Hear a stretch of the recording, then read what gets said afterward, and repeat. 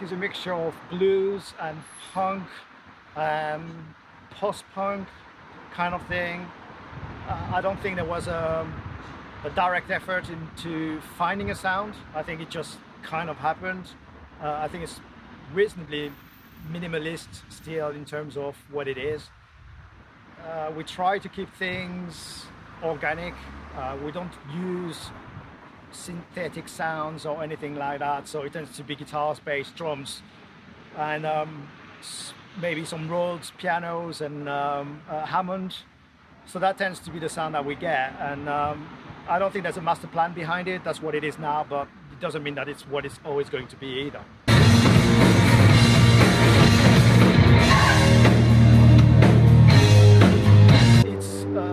Unavoidable that the music will evolve.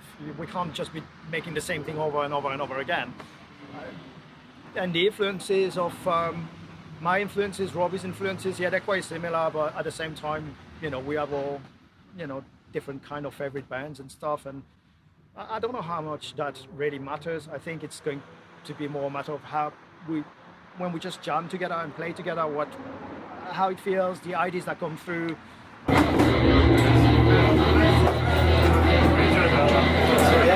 It's quite a fresh setup, and we're still learning how to, you know, be a band together. And I think it's unavoidable that we will evolve from where we are into something, you know, whatever that will be.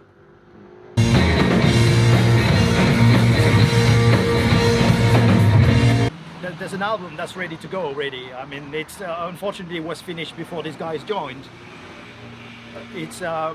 So there's definitely new songs that people haven't heard. Of course, if they come to the gigs, maybe they've heard some of them, but a lot of people who listen to us, they're all over the world, and you know, they don't have the chance to come to gigs, and that's just the way it is. We're not big enough to be like a touring band going abroad and this kind of thing. So I think it would be good for all fans who are scattered a little bit everywhere to hear the album. But I'm really looking forward to what we're going to actually be doing together moving forward from that.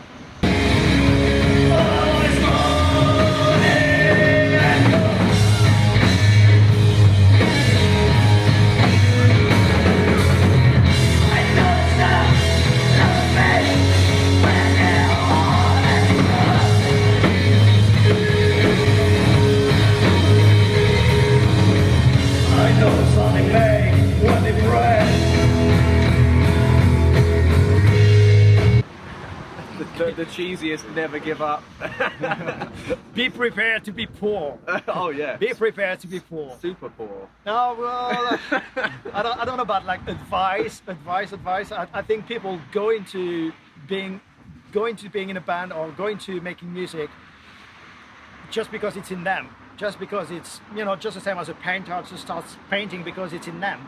You know, I don't think you can you know, advise or not advise someone to do something like that, but the advice I would say is try to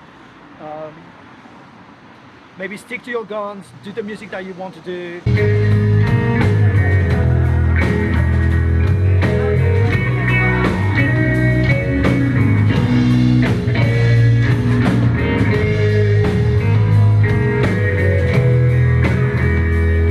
Like, if you're a real musician, just feel it, you can't help it. It would be hard, you know, it's like you're not gonna like be touring or worldwide and stuff like that, but if you know, it's just if you need to express yourself playing, yeah, just do that. Absolutely. That's all, whatever it works. So.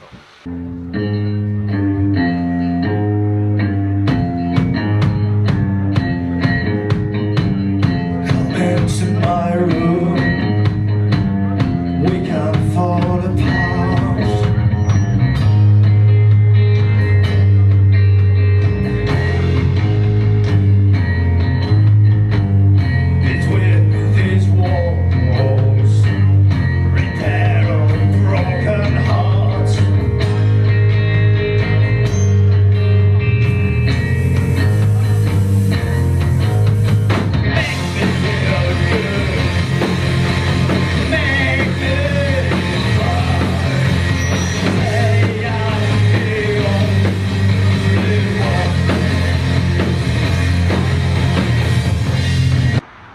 I mean, you can look at it like that in terms of maybe your social following and everything. But as I said, that's what we're trying to get our head around right now. It's a bit difficult because it's like there's these people all over the world who, you know, found us through social media and everything.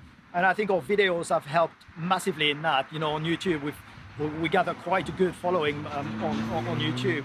But it's very hard when, you know, you got some people in the States and in New Zealand and in Australia and this and that, and in the UK and Europe who like you. You know, when you do a gig in London, it doesn't mean that these people can come and see you. So it's still a struggle, and it's difficult to quantize this kind of social media thing. I think we do have some kind of a following building up, but I think that's really, we're going to cement that and grow that much more now that we're actually going out, playing live, meeting the people, and there's a bit of word of mouth and everything, and it's not only reliant on videos and people finding us on streaming websites and so on. So, you know, I think the missing piece is the live thing, and I think that's what we have now.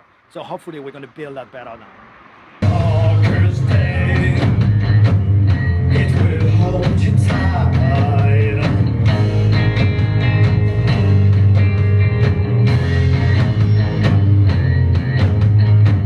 Such a perfect view. I need to hear that right.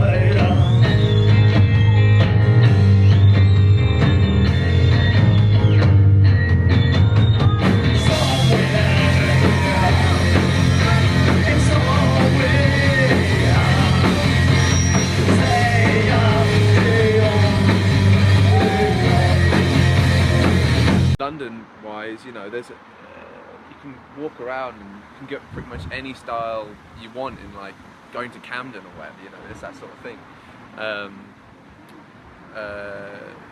You know, people are branching out more than they were, and everyone's trying to find a newer sound, something that you know, unique.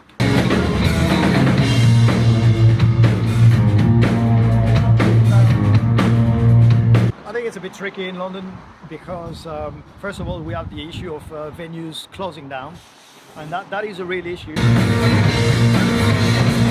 And also the venues which are still around at the moment, they're desperate for income, they're desperate for revenues, and you know, drink money is probably not enough, especially if the venue is not full, and they put huge pressure on bands. Enormous pressure for bands to sell out the venues or bring a lot of people and so on. It is complex because I understand the point of view of the venues. If they're not doing that, if they not have like enough people through the doors and they're closing down, but at the moment also equally when you put all the pressure on the bands and you force them to sell tickets in advance and all this kind of stuff, it's a very difficult thing to do for small bands. And it's not just something that applies to us, it's something that applies to absolutely every band that plays in London right now.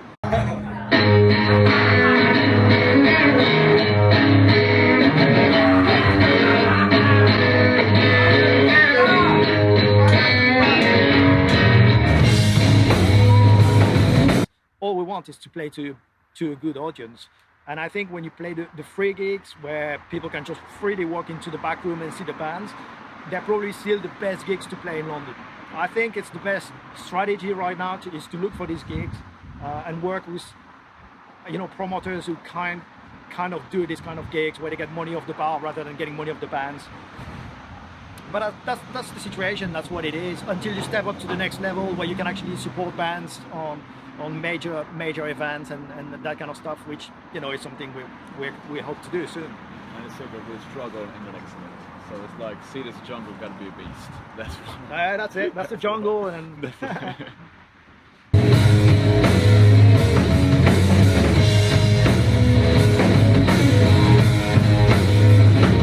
it's fair to say that I'm not really up to date with new bands. I think personally, it's not that I just like bands from the 60s and the 70s. I like bands from the 80s and the 90s, or very much also. Well, it's not that the talent isn't there, it is. It's just that it's so scattered and it's so more difficult to get to the stuff, you know, in a way, cut above the noise and get to the good bands. I think it's a little bit tricky. I don't know, maybe the latest new band that I like was the XX. but it's not even new now. It's probably like about 10 years already, you know. So I don't really know about new bands, except the bands we meet on the London scene. And like tonight, you know, Slight Persuaders is a band that I've seen before, that I really like, and we enjoy playing the gig with them, and I'll enjoy watching their gig. I thought you were the one. I remember long after you've gone. Days I spent staring at the wall, passing by my window and knew I was wrong. I never would look good. Sometimes grey and cold, sometimes warm and blue. All I need is me. All I need is feel. All I need is me.